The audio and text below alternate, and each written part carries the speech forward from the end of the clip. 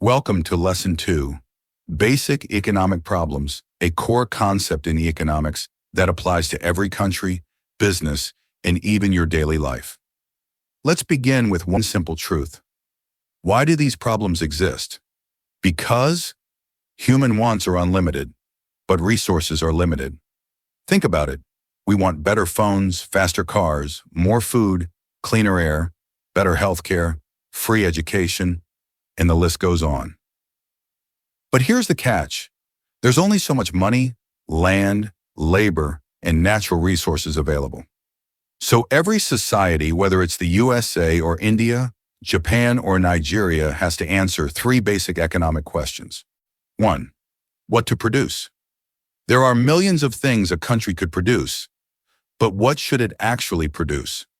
More food or more weapons? More hospitals or more highways?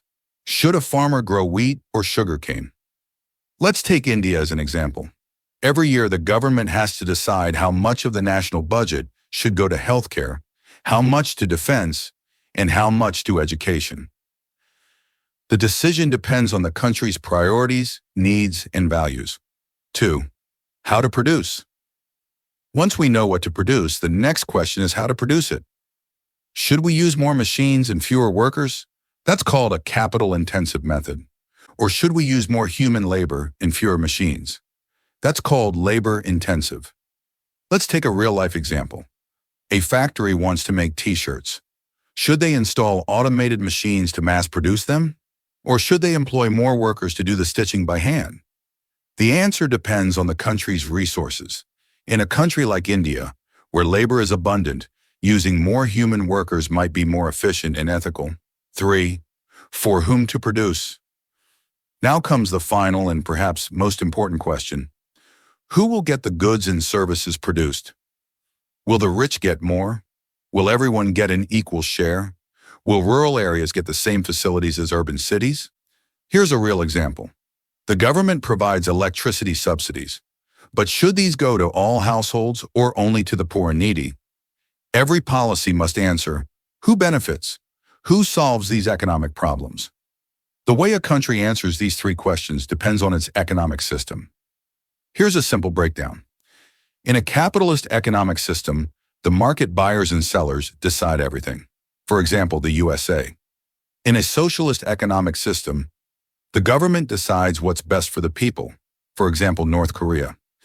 In a mixed economy, a balance both market and government play roles. For example, India, which have a mixed economy.